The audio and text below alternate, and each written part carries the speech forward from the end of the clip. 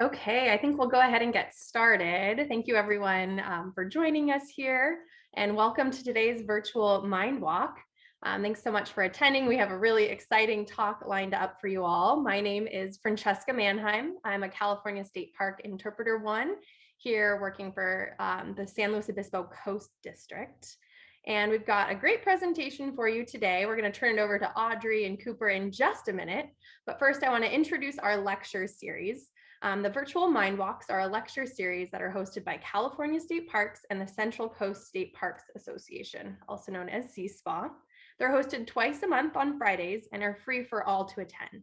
You can check out the list for our upcoming lectures here on this website, centralcoastparks.org/mind-walks. And the program is underwritten by the Thomas E. and Mary Kathryn Eltzroth Fund and supported by the Central Coast State Parks Association. Today's presentation will last about 30 to 45 minutes with the time at the end for questions. To ask our presenters questions, you can use the Zoom feature, the Q&A button right there. You can click on that and there's a field where you can type in your questions. We'll hold the questions until the end and then offer a Q&A session at the end, but feel free to enter your question as you think of them as they come up through the presentation. And today's presentation will be recorded. So if you need to leave halfway through, or if you want to share this with a friend who loves beavers or is really interested in this topic, this video will hit our YouTube channel in about a week. So you can keep a lookout for that link coming soon. And if you'd like to help support the virtual Mind Walk program or other state park educational opportunities, check out this link at the bottom. It's centralcoastparks.org/friend for the Friends program. To learn more about how donating to these programs can also give you some perks being a part of the Friends program. So with that, I'm going to stop the share screen and introduce our speakers. And today we're joined by Audrey Taub, who's the founder of the SLO Beaver Brigade. The SLO Beaver Brigade is dedicated to educating our county on the benefits that beavers provide to our watersheds. We recognize the importance of our wetlands in sustaining life and combating climate change. We are continually learning from the beavers about how to be good stewards of our watersheds, and we empower those folks who love our waterways to become stewards themselves. To find out more, you can visit their website, which is slobeaverbrigade.com. So thank you so much, Audrey, for being here today. I'm going to hand it over to you and Cooper. Thank you so much. And I'll go ahead and introduce Cooper. He's our beaver restoration specialist. So he's the one to ask all those beaver restoration questions to. And he's also in charge of the beaver management tool. So if you're having an issue with beaver on your property, you want to talk to him too. All right, we are super excited to be here today. Now I'm going to go ahead and share my screen. Oops. All right. Okay, beavers and why they matter. We can get that out of the way. All right. So just as a quick overview, this is our new logo, and we're just going to go over some basic beaver facts, some benefits of having beavers on our waterways, some obstacles they face, and then what we've been up to. All right, and to begin with, I want to invite everyone just to pull up a picture in your mind of a time you were either at the Salinas River, at Arroyo Grande Creek, at a creek or a river in our county. And just picture yourself there and see if there's any images that come to mind, and just experience that and just take note. We're going to come back to this at the end. So the history, beavers were almost completely wiped out of North America. They estimated between 60 to 400, which is a crazy range, 60 to 400 million beavers. And that's in North America alone, so the USA and Canada, before European contact. And then after Um, by the early 1900s, they were estimated to be wiped down to 100,000. So very, very few, almost completely wiped out. And you see in the image on the right there, it was mostly because of the style of the top hat. They were using the beaver pelts. Felt really well and I guess make really good hats. In 1911, there were 11 known colonies of beavers, families. It's another word they use for beaver families in the state of California. And because of this, a lot of our policies have been written with the belief that beavers do not live in this state. So that's been kind of the source of a lot of issues, why we have state permitted removal of beavers. So in 2013, a new study was released in the California Fish and Game. It was published. And this is the new historical range map of beaver in California. Currently, right now, we're gathering data on where are beavers actively living.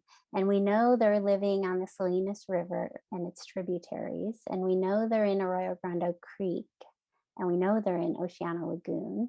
And we are having a citizen science beaver survey. So there'll be more at that in the end, because we could use lots of help on gathering beaver data. So beaver facts. This is a photo of one of the beavers here in the Atascadero, taken by local photographer Donald Quintana. And beavers are a lot like us. They live in family groups. They mate for life.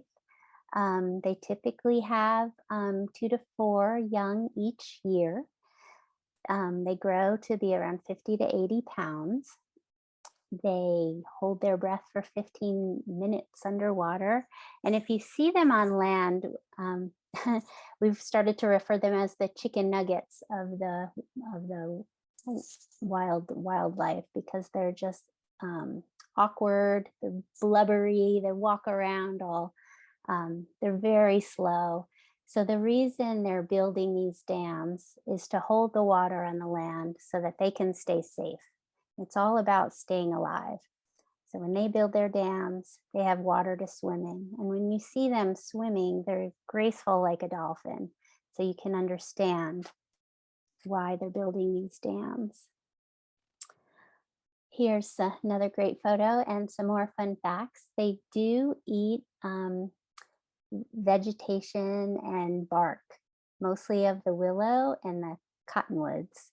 And honestly, I didn't really believe that was all they ate until I just found their little marshmallow scats. And I would pick one up and it's all sawdust. And again and again and again, and I'm convinced now that's all they eat.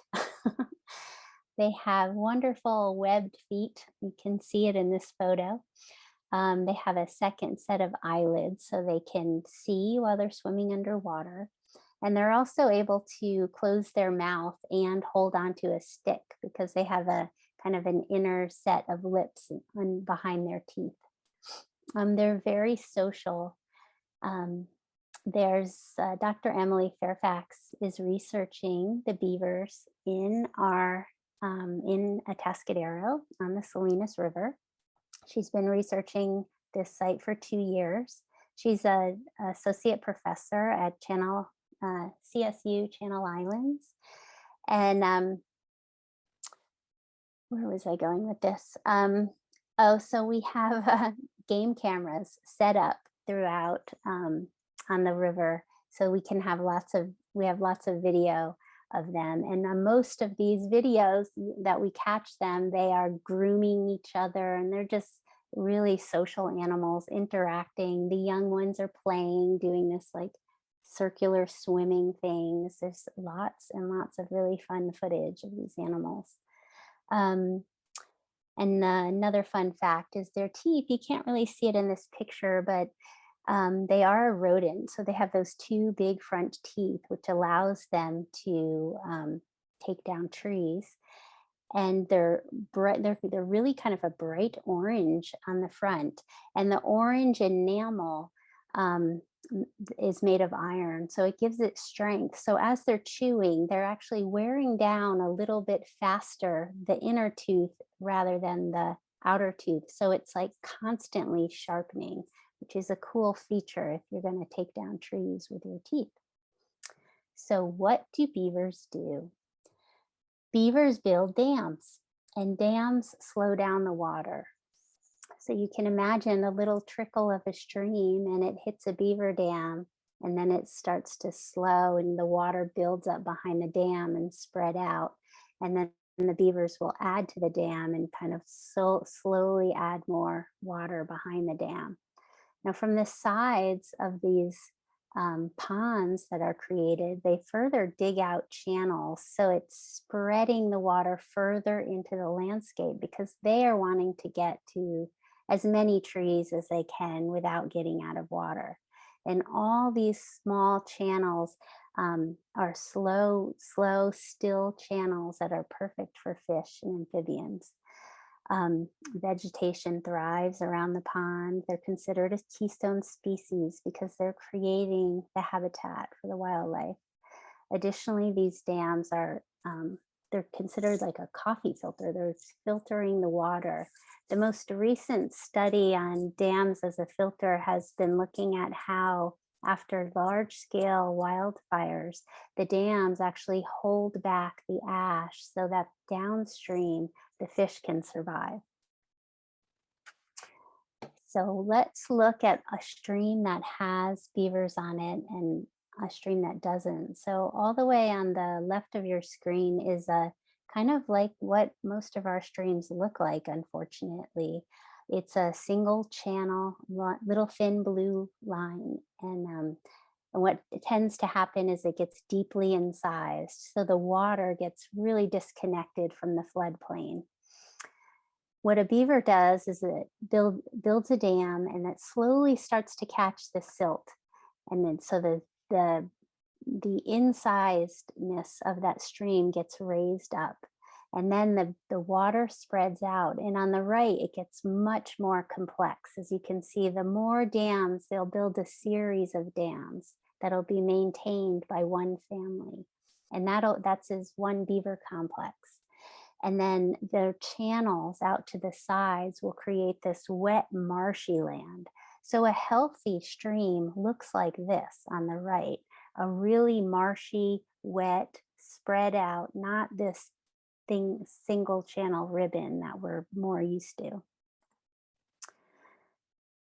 So one of the benefits of having a beaver complex is, as you can see right here, this was the Sharps Fire in 2018. This is a photo from Joseph Wheaton from Utah State University. And he's got some incredible footage of these beaver complexes. I heard one biologist call them the Noah's Ark because during a fire, all the animals have a place to go. They can wait it out in the middle of a beaver pond because this pond, you can see, was untouched by this enormous wildfire. There's another photo of the beaver habitat providing a fire break. And this Dr. Emily Fairfax, who's studying the beavers here, she looked at these photos and said, wow, is this a fluke or is this something that happens? And she wrote a paper called Smokey the Beaver. And it was showing in I think it was 5 or 6 large scale wildfires that consistently the beaver habitat does not burn, which makes sense. There's so much water stored in the leaves and the plants and the trees that it's just impossible to burn. So beavers in drought. Here's a graph made by Dr. Fairfax. The images on the left show a stream that don't have beavers. The image on the right has a stream with beavers. And the top images are for like regular waterfall, and the bottom images are in a drought year. And this is showing what is happening underground in these waterways. And the stream without beavers, you can see that the plants, when the rain is falling in the top image, you can see the plants are fine. But you move to a drought condition where the rain stops falling, the roots just can't reach the water underneath the river.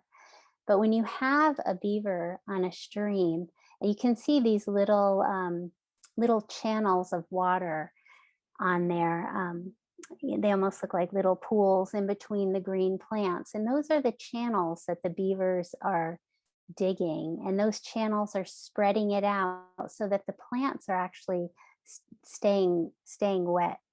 And it's sinking down to the underneath the beaver wetted area, because the wetted area is larger. So under a drought condition, which we're really in right now, it almost is not detectable at a beaver pond because everything is still green and still thriving. This is a photo taken in August of 2020. And on the right, this is our walk out to the river. And you can see it was probably 100 degrees out. And on the left is what it looked like once we got to the river. And it's just green and lush, and you almost can't believe you're in the same town. I'm going to turn it over to Cooper here. Thanks, Audrey. Yeah. Yeah. You okay still changing the slides for me? Yes, absolutely. So yeah, what got me interested in beavers and wetlands in general is climate change. And I just graduated Cal Poly in 2020. And the more and more I learned about climate change, I learned that our natural ecosystems, especially wetlands, are our most efficient ways of absorbing and storing atmospheric carbon dioxide. So these wetlands are so lush with plant life that they're growing and locking in the CO2 from the atmosphere into their bodies.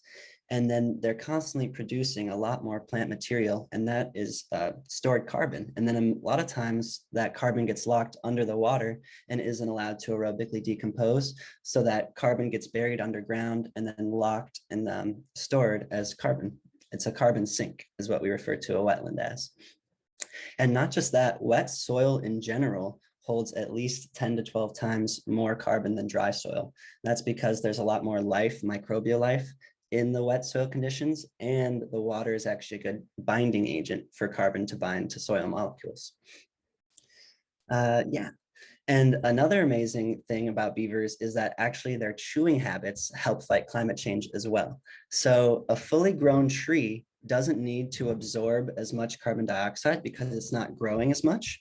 But when a beaver chews down a tree like a cottonwood or willow, they've evolved together for at least 24 million years. So when a beaver chews down this tree, it knows right away to make new sprouts that come up. And these new sprouts actually taste really bitter to the beavers for 7 years. So that way the beavers won't over chew a single tree, and these trees are allowed to grow back up to a mature state before the beavers chew them again. So when they grow these new stems, they're locking in a ton of carbon dioxide as wood in their new stems. And that helps draw down more CO2. And then in 7+ years, the beavers can take those new stems that are now thick branches of wood, eat the bark and leaves, and then use the inner wood to build more dams and create more carbon sink wetlands. So it's a pretty amazing cyclical system that the beavers have. So just to summarize all those benefits, because there are a lot, beavers are a keystone species. And not only that, they're a keystone species that allows other keystone species to come back, like steelhead and salmon. These beaver ponds are perfect habitat for those fish keystone species. And also cottonwood trees grow very well in beaver ponded areas, and those are themselves are keystone species for so many bird species. Also, they make incredible wildfire refuges and fire breaks. And that helps all of our animals and our firefighters, giving them a line that just won't burn when they're fighting these wildfires. Also, super importantly, they help store water on the land during a drought, and they also, at every dam, cycle water underground back into our groundwater table and help recharge our aquifers. Also, their dams and vegetation that grows alongside of the beaver dams slows the water down. And each dam is like a speed bump that, you know, catches the intensity of the water. And that way, high flooding impacts are reduced when there's beaver complexes. They also improve our water quality, so that forcing the water under the dams that causes many heavy pollutants and heavy metals to filter out and get trapped and bind with the sediment underground. So after every beaver dam, the water comes out a little cleaner and a little cooler. They also provide important habitat for fish and amphibians, and really nearly all the species on our North American continent. They saw the mountain meadows up in the Lassen National Forest. 2% of the land area is wetlands up there, but the wetlands hold 80% of the biodiversity. So it's really incredible what these beavers can do. And then, of course, they're helping us combat climate change. So what can't the beavers do? But, you know, even though they do so much for us, there are still a lot of obstacles for beavers in our area. And so people still see them just as a large rodent. And because in the CDFW, they're still labeled as a pest,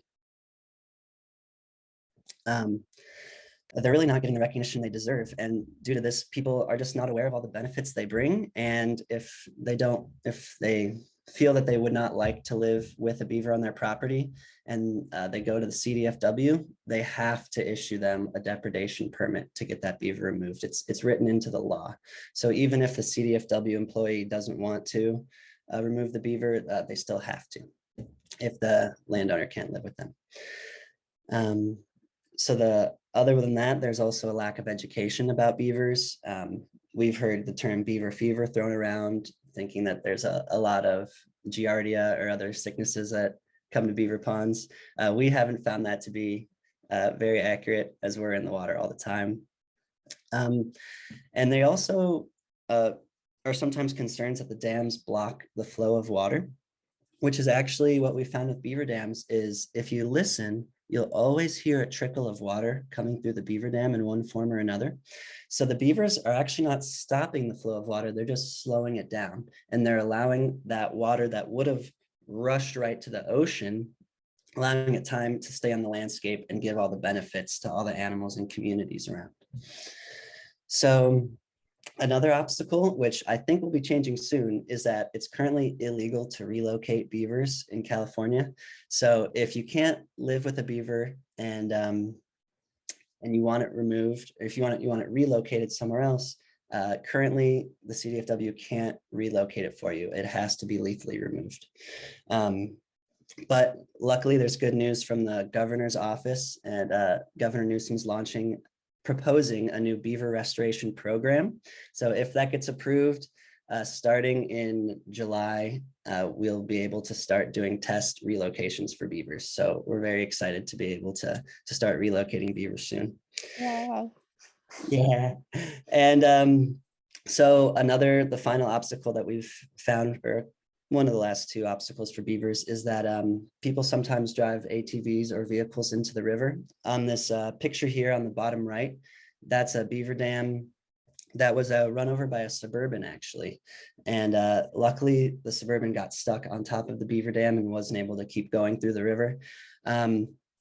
But yeah, that beaver dam did take a turn for the worse. The top picture above it was the healthy beaver dam surviving the large storm flows, and it actually was surviving the large flows, but it couldn't survive the Suburban. So I'm happy to report that it took the beavers a couple of weeks, but they did rebuild this dam, and it's holding a lot of water and doing great, but they could have been using that time to build more beaver dams and create more wetland habitat. And so the last obstacle that we've noticed are invasive species in the riverbed. So we've noticed Phragmites and arundo, these large grass-like plants that just suck up all the water from the riverbed and then become fire risks. And the beavers don't like to eat them. So it's just sucking the water from them. And we'd like to get those invasives removed so we can get the willow and cottonwood to come back so the beavers can come back. Yeah.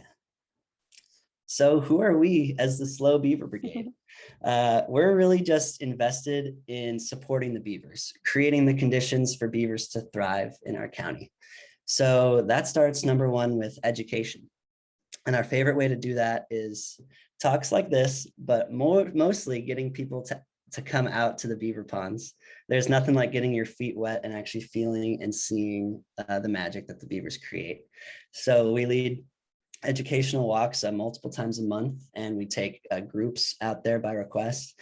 And it's amazing to see. You can really feel the fire break and the drought break, potential that these beavers are making. Another way we support the beavers are by restoration projects, where we're actually mimicking the beavers and building human-made beaver dams to start restoring these creeks so beavers can come back. And I'll talk to you more about that. And another way we're supporting the beavers is with beaver management tools, which I'll also talk about in the future. And we're also work with scientist, Dr. Emily Fairfax, and support her research on the beavers. She's studying many beaver complexes across the country. So we're like her boots on the ground, eyes on the river people for her. So we can see how the beavers are doing, and we monitor her game cameras and make sure that the beavers are well supported that way. And we also like to steward our rivers. We've noticed that there's a lot of trash that can build up in our creeks and along the Salinas River. And so a couple of our members took the initiative to start these monthly river cleanups. And now we're not seeing the beavers putting plastic cups and styrofoam into their dams anymore. They can use the natural woody materials, and we can have a clean river for them. So this is this case study that Dr. Emily Fairfax created after studying the beavers for a couple of years. Actually, this is a 1-year research study that she did, and basically showing that even during this intense mega drought that we were under in 2020, these beaver ponds continued to get lusher and the groundwater table continued to increase. It's pretty incredible. And she shows some of the game camera footage as well. Yeah, I suggest you take a look at this research. It's really impressive. So here are the beaver dam analogs, also called BDAs. So me and another member of the Beaver Brigade got the amazing opportunity last summer and fall to go up and train with 3 groups across Northern California that were doing this beaver-based restoration. We got a grant from the local group Biodiversity First, and it was so amazing to go up there. And it's incredible how easy it is to mimic the beavers. All you need to do is use natural materials. So like extra wood that's encroaching on these floodplains and is a fire hazard. You remove the fire hazard and bring it into the creek where you can flood it out and create a lush wetland. So you just layer, it's like lasagna. You layer brush and sticks, and then you layer it with gravel and some more mud, and then you add some more sticks and logs, and then boom, boom, boom. And all of a sudden you have this structure that's holding back water, spreading it out. And we're actually reawakening these remnant channels that have been dry for centuries or decades. And so instead of a single channel, a little river that's not doing much for anything and everything else is drying out, we're now putting these structures in. And in 1 week, you can reawaken 300% of this channel length and increase it by 300%. So these meadows are totally different after you go in and be a beaver. And then we've actually found that beavers have come back to this very area where they weren't in 1 year, and now there's beaver chews around these beaver dams. So they're going to take them over and make it a self-sustaining system. So that's our goal for the rivers and creeks around SLO County. This will be great fire break potential and get the beavers to come back. Yeah. Yeah. So here's beaver relocation. Last summer, we also got the opportunity to train in Washington State with the Tulalip tribes, and they have a great beaver relocation program where they take nuisance beavers that landowners can't really live with and move them into wild areas where they can do some restoration good. So this is here on the left, a baby kit that we actually caught in our trap. It was so adorable, and it's just stared at you with those those longing eyes, and I just, yeah, I fell in love. Like I was already in love with beavers, but so yeah, we were actually able to hold it in this holding facility, and we paired it up with another beaver family, and they were able to get it safely relocated. And now it's doing good elsewhere instead of being lethally removed. So we're excited to bring that to SLO County as well, hopefully soon. So the elephant in the room is that sometimes, humans and beavers do have conflict, and that's because we've largely moved into the areas where beavers lived after they were removed. And now that they're coming back into those same areas, and we're taking up the same space. So oftentimes landowners will see that beavers are starting to chew down their trees. This picture is from back home where I'm from in Illinois. It's going after 100+ foot tall cottonwood tree. Very ambitious beavers. So we can actually, beavers are smart, but I think we can actually outthink the beavers as humans. So we have techniques such as wrapping trees with a wire mesh, and that stops the beavers from chewing down the trees because they don't want to cut through metal. And if you wrap enough of your trees, that could be a good way to discourage beavers from staying in your area if you don't want them to. But if they build a dam or block a culvert and are flooding out some areas you won't like, we can also implement some engineered strategies called flow devices, where you basically just run a pipe through, and actually you can go to the next slide, Audrey. Yep. Yeah, here's some flow devices and wrap trees.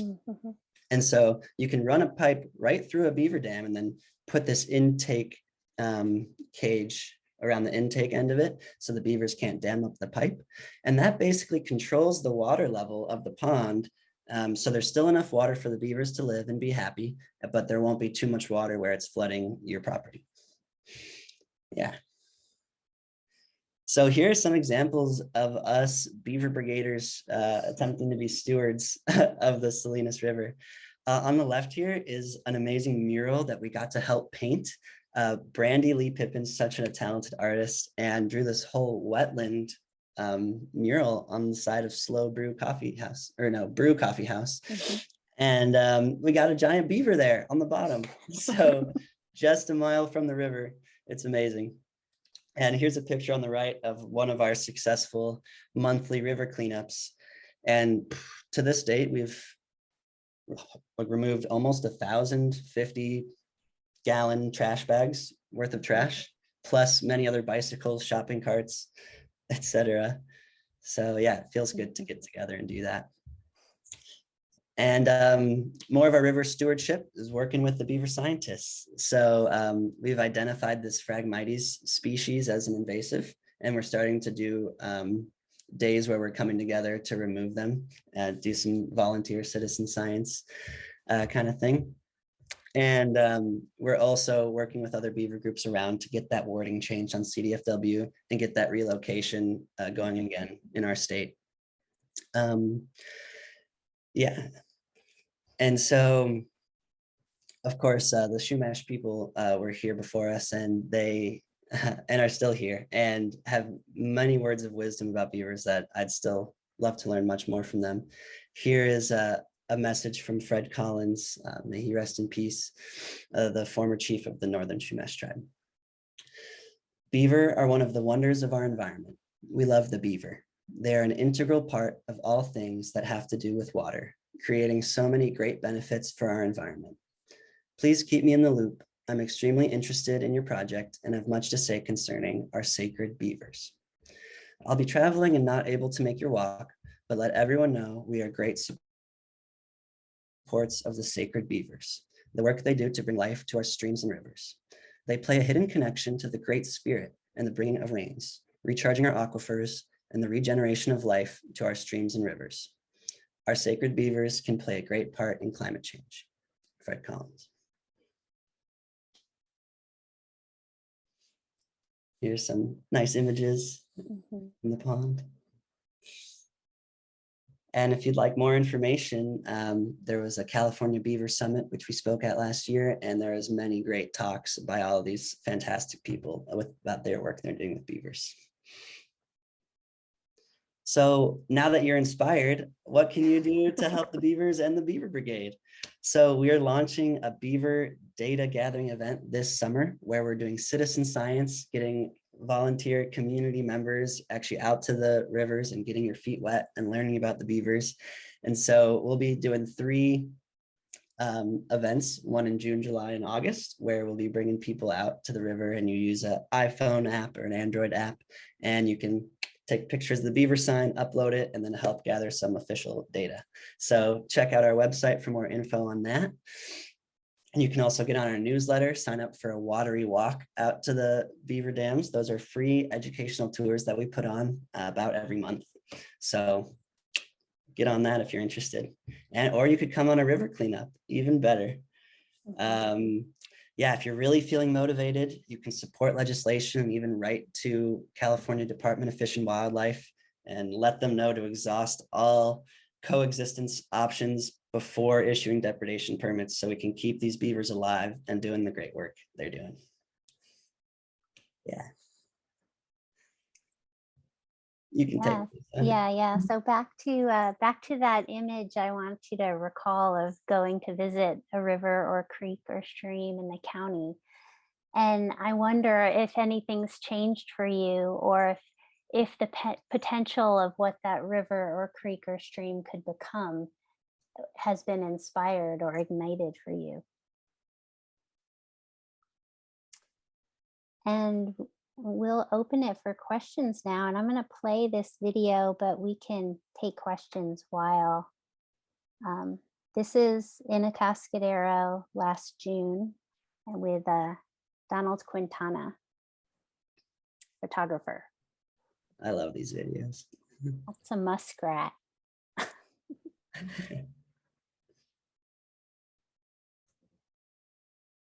Awesome. Well, fantastic. Thank you so much for both sharing all that great information. I certainly learned a lot. You're getting some comments in the chat also, praising the work that you're doing, from the restoration work to the cleanups to helping the researchers gather more data. Just really feeling kudos to you all. Incredible work that you've been doing. A few questions that rolled in. I'll just start at the top. We had one early on that was asking if beavers are native to California or if they were introduced originally. Well, both actually. They are native, but they were wiped out with this, what they called it, the California fur rush.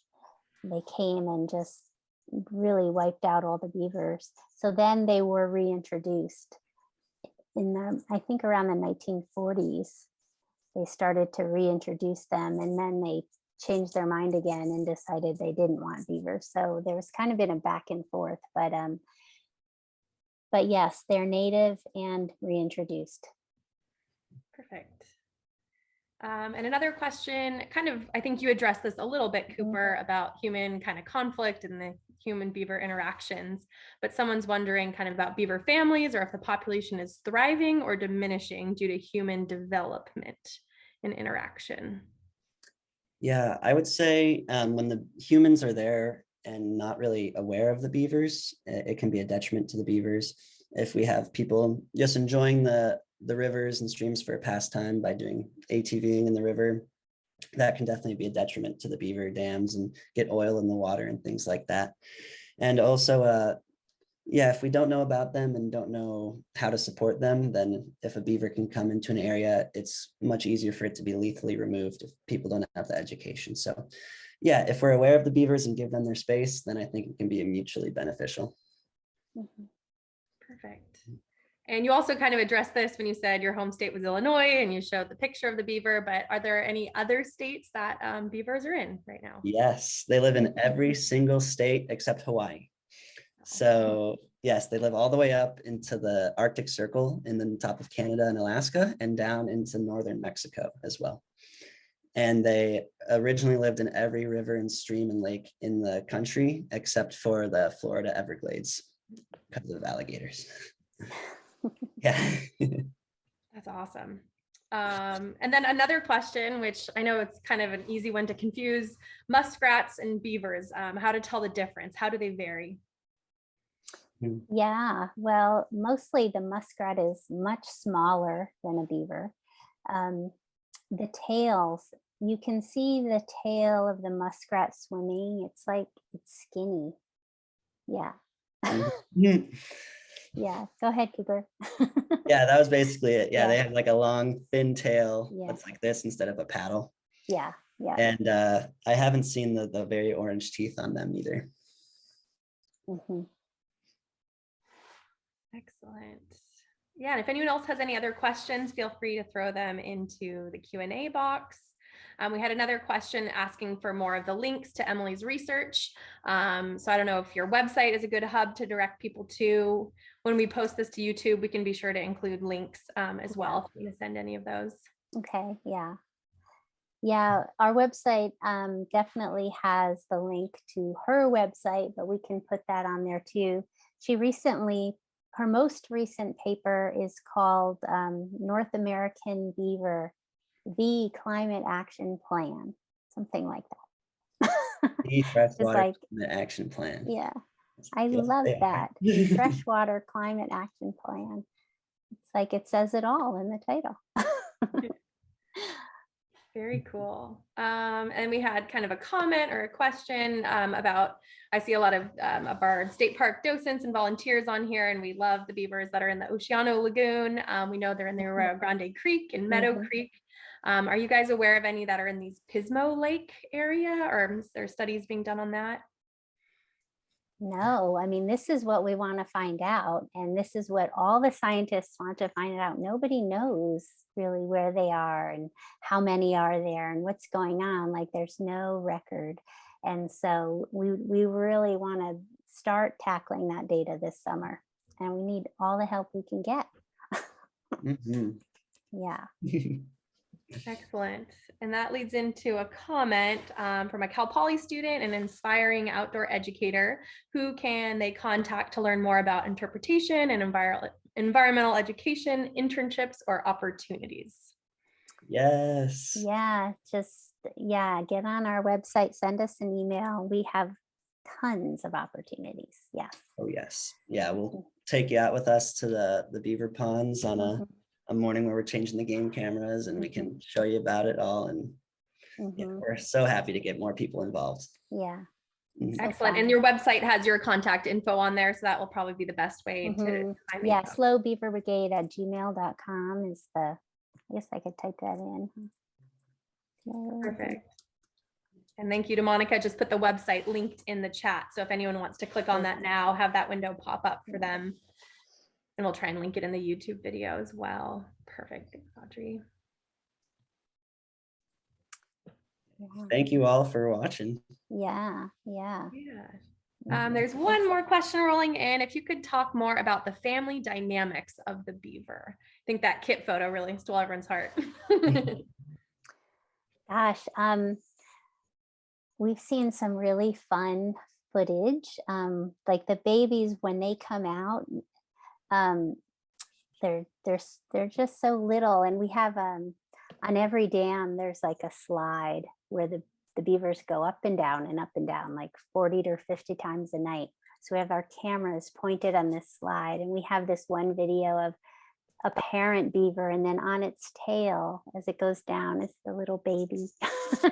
It's precious, but you can tell the young ones only by how once they get bigger, like how they're like kids, you know, they're wrestling and they're like full on pulling on each other. And it really does have that family feel to it. And then when they get to be, when there's this, like, there's the next set of young that they help, they kind of learn how to raise. And then when the next set of young, they're almost 3, then they're actually sent out to take their own, kind of become their own beaver, have their own family.